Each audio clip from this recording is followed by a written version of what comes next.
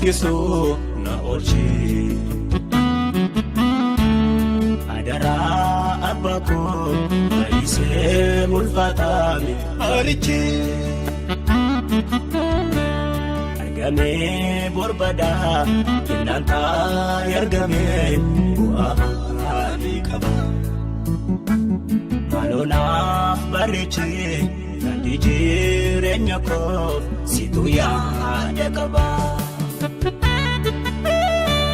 jalkamni barede dumni ko fakiso na olchi adara abako aise mulfata marichi argame borbada inanta yargame amali aba malona barechi kandi jirenya ko situ ya dekaba situ ya dekaba situ ya dekaba situ ya dekaba situ ya dekaba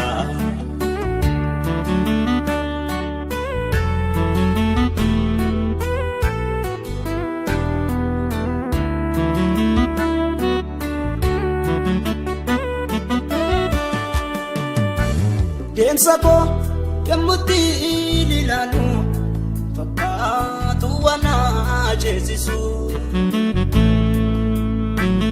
wan baye inale tani sodade arkampiko odeti kan debisu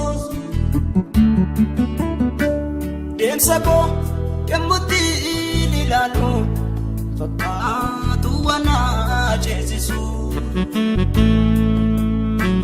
Wambaye inale tani sodade arkampiko odete kan debisu inturini adara me kutu abiko naftai kafara kinako ubadera edudam chukunko anabisi miyakako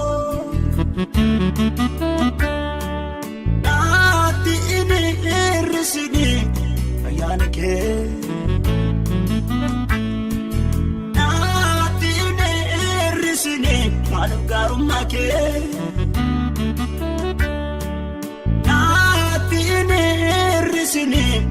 ayanake Naatine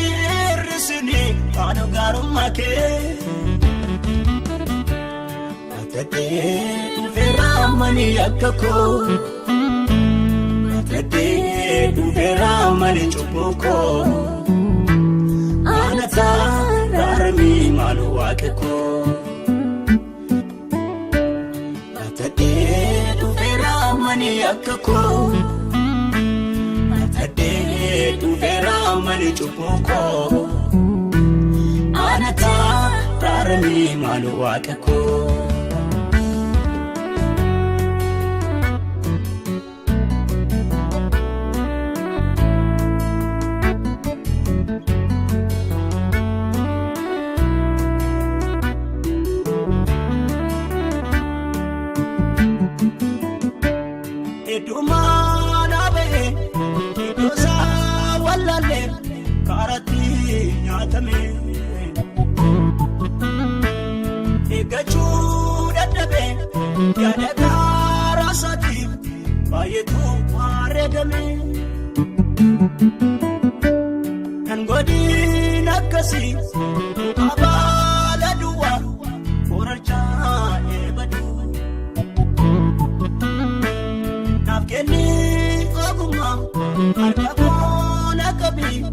kan si qaabuun badu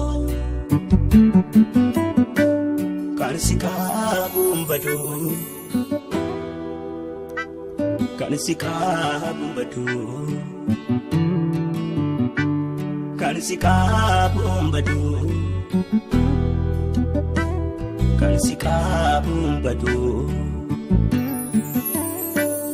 akkuma mukisa kajeeliin ajjira naaf kenni garaasi sodaatu dubbii kee didanii eessatti baqatu injiruun ka'anii rakkatu. Yesus bishaan jireenyaa Yesus biddeen jireenyaa si'umaa lafa yaadne keenyaa Yesus bishaan jireenyaa Yesus biddeen jireenyaa si'umaa lafa yaadne keenyaa